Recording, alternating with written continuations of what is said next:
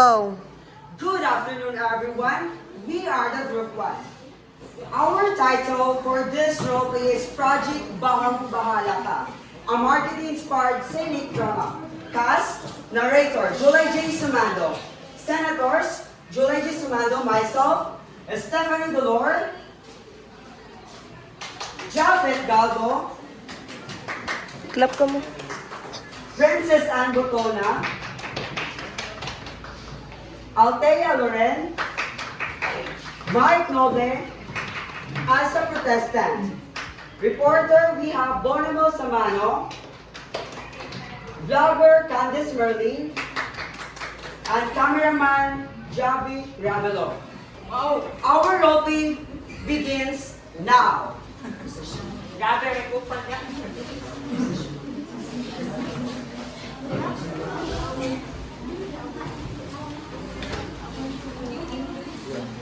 Ito kay Princess?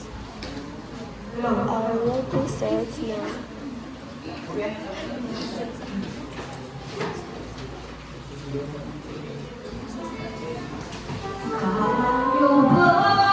In a world where even raindrops can cause traffic, and traffic can cause drama, the people have gathered once again. The protestants are calling for action. We're not asking for money. We're asking for protection. We're being done in full project. Because we just want peace. Protection. Because we just want to live without fear. Wow! Mga kababayan! Sa tuwing umuulan, para tayong magsaswimming sa kalsada. Pero ang tanong, may lifeguard ba? Wala, kasi nasa sinig pa rin yung body ng flood control. Tama. Kung baka ang problema, dapat solusyon. Hindi korupsyon.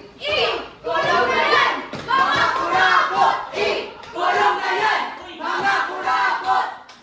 And just in time, a great reporter and a viral blogger arrived to cover the chaos. We are live on the Palace area of President Transparency. Let's hear from one of them. Sirs, bakit po kayo nandito? Simple lang ma'am, kasi pag gumawa, pati pangarap ko nalulod na. Nalunod na! Nalunod na! Nalunod na! Ayun ako Yo, mga ka-vloggers! Nandito tayo sa hashtag Project Bahang Bahala Ka. Like, share, and comment. Sana try kung nababahaling bahay niyo. Meanwhile, inside the Senate, the honorable senators are pretending to be busy. Order! We are here to discuss about the nationwide flood and disaster crisis. The people are mad, and the streets are flooded, and militias are ruined.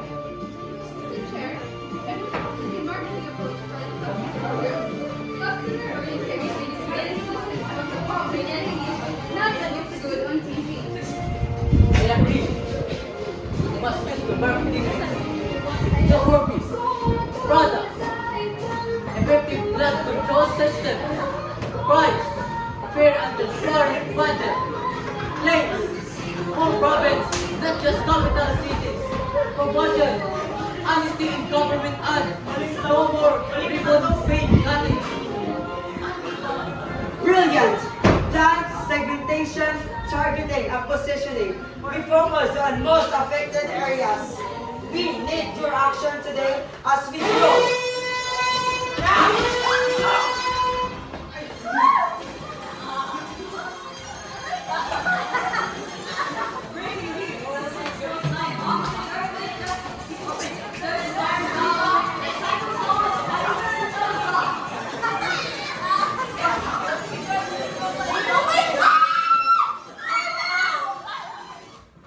While everyone panics, the senators decide to communicate and educate the public.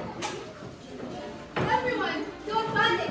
We let's spread the blood and diet and pursue access refugees and fire safety. In good partnership, we will team up with LGUs, NGOs, and even bloggers. Wait! Kasama ba ako dyan? Pwede ba mag-livestream habang may rescue operation?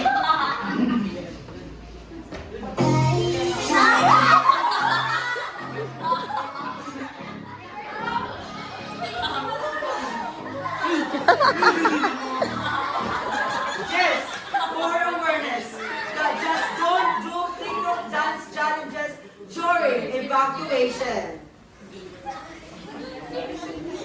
At last, the senators face the problem. Will they finally restore trust or just umbrellas? Sir! Ano ang sabi mo? Kailangan sa panahon natin ngayon. Mga kabayan, we heard your voice. We will push for ethical and social responsibility. No more pork barrel, only pork adobo for bayanihan. You're talking to us now. And if this project works, maybe next flood will see for fun, not for survival. Correct! Oh my God, what a nice bro! What's up, bro? Today, Oh my God, it's so learn pure. that solving problem is not just about project and funds. It's about listening, educating, and building partnership with integrity. Because when the people and government work together, even the biggest storm can wash away hope. Marketing principles highlighted. Customer orientation and public value highlighted. Listening to every citizen's need. Marketing mix are 4 P's. Apply to flood control and disaster management. S, T, P. Segmentation, targeting, positioning, focusing on most affected regions. Communication, education, awareness campaign. Build partnership. We will go live with LGUs, NGOs, and media. Ethical and social responsibility, transparency, and anti-corruption message. Let this serve as a reminder to everyone. Corruption and neglect on your sister we can't prevent. But through change begin with leaders' lessons and citizens unite. Together, we can build a nation that values honesty, safety, and compassion. A Philippines where no one is left behind in a flood of challenges because every drop of effort counts. Remember, awareness